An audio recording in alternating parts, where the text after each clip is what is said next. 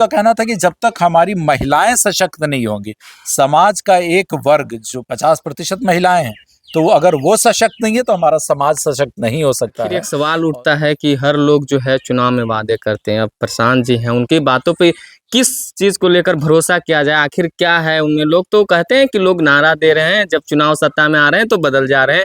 आखिर क्या है मतलब ऐसा जो अब उस पे विश्वास कि किया जाए? जिस दिन हमारा बिहार एक डेवलप्ड स्टेट हो जाएगा, विकासशील से विकसित स्टेट हो जाएगा, हमारे नौजवानों को रोजगार मिलेगा, माताओं को सस्ते दर पर ऋण मिलेगा, बहनों को यहाँ पे अच्छी शिक्षा और स्वास्थ्य की फैसिलिटी होगी, और हमारा बिहार को एक मजदूर पैदा करने वाली फैक्ट्री के रूप में नहीं देखा जाएगा, उस दिन मैं मानूंगा कि हमारा बिहार आगे बढ़ा, विकसित हुआ। पार्टी ने ये कभी कहा हो कि चुनाव के दौरान अगर मेरा कैंडिडेट मतलब जन स्वराज का कैंडिडेट अगर अच्छा नहीं है, अगर उस पर कोई दाग है, उस पर कोई केस है, उस पर कोई करप्शन के चार्जेस हैं, पढ़ा लिखा नहीं है, समझदार नहीं है, ईमानदार नहीं है, तो आप उसे नहीं चुने, आप उस पार्टी को वोट दें जहां कैंडिडेट बेहतर हो। पलायन इन 35 सालों में हुआ।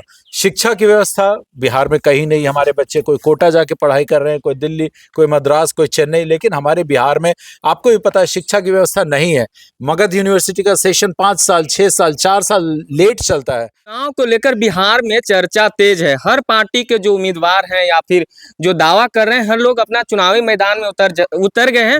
हमारे साथ नवादा जिला का तेज तरार और युवा लोकप्रिय नेता आनंद प्रियदेव जी हैं। इनसे बात करना चाहेंगे कि आखिर गोविंदपुर को लेकर क्या सोचते हैं और बिहार और फिर लेकर देश की राजनीति के बारे में क्या सोचते हैं। सबसे पहले स्वागत है सर आपका। धन्यवाद आलोक जी, राम प्रवेश जी, आप दोनों को बहुत बहुत स्वागत कि आप हमारे घर आए। जी, चुनाव नजदीक है, सब लोग तैयारी में लगे हैं, आप भी जुटे हैं। ऐसा क्या इस बार गोविंदपुर को विचार को लेकर जा रहे हैं लोगों के बीच में?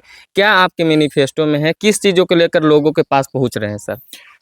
धन्यवाद आलोक जी, आपका जो सवाल है बहुत ही रोचक सवाल है, बहुत इंटरेस्टिंग सवाल है जी। कि हमारा मैनिफेस्टो क्या है, हमारी सोच क्या है, हम क्या विचार रखते हैं, किस बातों को लेकर मैं क्षेत्र में जनता के पास जा रहा हूँ। जी। तो जैसा कि आपको पता है, मैंने लास्ट बार भी विधानसभा का चुनाव लड़ा था जी। और उस बार मैं अपनी पार्टी राजनीतिक चेतना दल से था, मगर इस बार की विधानसभा की तैयारी है और मैंने जन स्वराज का हाथ थामा है, दामन थामा है। जी। तो जहां तक जब जन स्वराज का दामन थामा है, तो कहीं ना कहीं जन स्वराज का जो मैनिफेस्टो है, जो उनकी सोच है, उनकी जो विचारधारा है, वही हमारी विचारधारा है, वही हमारी सोच है। मैंने ये आप देख पा रहे हो कैमरे में भी कि जन स्वराज ने अपना मैनिफेस्टो पब्लिश किया। उसमें लिखा है कि जन स्वराज आएगा और 5 चीजों का लाभ होगा। तो ये 5 चीजें क्या हैं? वो कहते हैं कि बिहार में आज के डेट में सबसे ज्यादा नौजवानों का पलायन हो रहा है, नौजवानों को रोजगार नहीं है, जिसकी वजह से यहाँ माइग्रेशन होता है। लोग दिल्ली, कोलकाता, भारत के हर शहर में जाके रोजगार तलाशने का काम करते हैं। तो प्रशांत किशोर जी का कहना है कि सबसे पहली प्राथमिकता जो हमारी नज़र रहेगी वो नौजवानों को रहेगी, और करीब से करीब 10 से 15 हज़ार रुपये का रोजगार नौजवानों को यहीं देने का काम करेंगे। ये तो पहली उनकी मैनिफेस्टो है।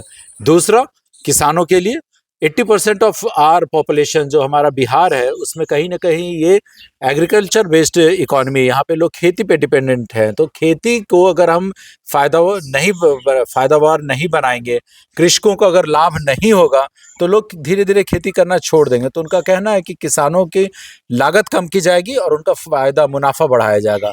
60 साल से ज़्यादा उम्र की जो महिलाएं हैं, उनको कहते हैं 2000 से ज़्यादा का पेंशन देंगे। तीसरी जो सबसे महत्वपूर्ण बातें हैं, कहा जाता है कि आज हमारा समाज, लोग कहने को कहते हैं कि महिला सशक्तिकरण, महिलाओं पर ध्यान, लेकिन ये महिलाएं सशक्त कैसे होंगी, इनका सशक्तिकरण कैसे होगा, इनका एम्पावरमेंट कैसे होगा, इनकी कैपेसिटी बिल्डिंग और स्किल डेवलपमेंट कैसे होगी, वो तब तक नहीं हो पाएगी जब वो फाइनेंशियली इंडिपेंडेंट नहीं हो सकते हैं। इससे पहले मैं जिस संस्थान में काम करता था उसका नाम है ग्रामीण फाउंडेशन। हो सकता है आपने नाम सुना होगा, मोहम्मद यूनुस जो बांग्लादेश के अभी इंटरिम प्रेसिडेंट है, मैं उनके साथ काम कर रहा था। उनको 2006, if I remember correctly, in 2006 he was awarded Nobel award for piece and prosperity. तो उनको पूरे विश्व में महिलाओं के साथ मिलकर काम करने का अनुभव है और उन्हें नोबेल पुरस्कार मिला। तो उनका कहना था कि जब तक हमारी महिलाएं सशक्त नहीं होंगी, समाज का एक वर्ग जो 50% महिलाएं हैं, तो अगर वो सशक्त नहीं है तो हमारा समाज सशक्त नहीं हो सकता है। और तो इस वजह से प्रशांत जी का कहना है कि 4% के ब्याज पर, इंटरेस्ट पर महिलाओं को हम सस्ता ऋण देंगे। तो ये सारा हमारा मैनिफेस्टो है। इन सारी बातों को लेकर मैं गांव-गांव जा रहा हूँ, लोगों को बताने का काम कर रहा हूँ। आखिर एक सवाल उठता है कि हर लोग जो है चुनाव में वादे करते हैं। अब प्रशांत जी हैं, उनकी बातों पे किस चीज़ को लेकर भरोसा किया जाए? आखिर क्या है उनमें? लोग तो कहते हैं कि लोग नारा दे रहे हैं, जब चुनाव सत्ता में आ रहे हैं तो बदल जा रहे हैं। आखिर क्या है मतलब ऐसा जो अब उस पे विश्वास किया जाए? एकदम ठीक बोल रहे हो आप आलोक कि हर नेता, चुनाव का तो मतलब ही होता है कि ये डेमोक्रेसी है, हर को अवसर है, फ्रीडम ऑफ स्पीच है। वो नेता हो या जनता हो, हर को बोलने का अधिकार है। मगर बोलने का अधिकार है तो कुछ लोगों ने काम करके दिखाया, कुछ लोग केवल बोलने का काम करते हैं। अगर मैं बिहार की बात करूं तो 15 साल लालू जी का शासन रहा, 20 साल नीतीश कुमार जी का शासन रहा, 35 साल हो गए। इन 35 सालों में अगर मैं बोलूं कि हाईलाइट क्या रही, इनकी अचीवमेंट्स क्या रही, तो मुझे अचीवमेंट्स कम नजर आती है। अगर मैं कहूं कि रोजगार, नौजवानों को रोजगार मिला, नहीं। इन 35 सालों में सबसे ज्यादा रोजगार अगर मिला तो बाहर के लोगों को मिला, हमारे बिहार के नौजवानों को नहीं मिला। सबसे ज्यादा पलायन इन 35 सालों में हुआ।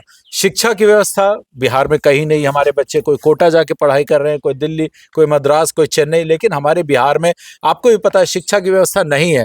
मगध यूनिवर्सिटी का सेशन 5 साल, 6 साल, 4 साल लेट चलता है। अगर आपका सेशन 2005 में खत्म होना था तो वो 2010 में खत्म हो रहा है। तो अगर बच्चों के भविष्य के साथ अगर आप खिलवाड़ करने का काम करते हैं तो ये पिछले 35 साल से इस सरकार ने खिलवाड़ करने का काम किया है। मगर प्रशांत जी जब से आए हैं वो एक नई सोच लेकर इस बिहार में आए हैं और कहीं ना कहीं लोगों को विश्वास हो रहा है कि एक युवा एक नई सोच के साथ, एक नई रोशनी, एक नई उम्मीद और एक नया बिहार बनाने के लिए आया है। तो उसमें लोगों को एक ललक है, एक विश्वास जगता है। वो ऐसा इसलिए लगता है कि प्रशांत किशोर बिहार आने से पहले, जैसा वो खुद कहते हैं कि मैंने 12 से 13 लोगों को मुख्यमंत्री बनाया। जी। हमारे देश के यशस्वी प्रधानमंत्री माननीय नरेंद्र मोदी जी को 2014 में, उस समय उनके पॉलिटिकल कंसल्टेंट थे, उन्हें प्रधानमंत्री बनाने का काम किया। तो इनके लिए इनका जो सपना, इनका जो ध्येय है, ये मुख्यमंत्री बनने के लिए नहीं आए हैं।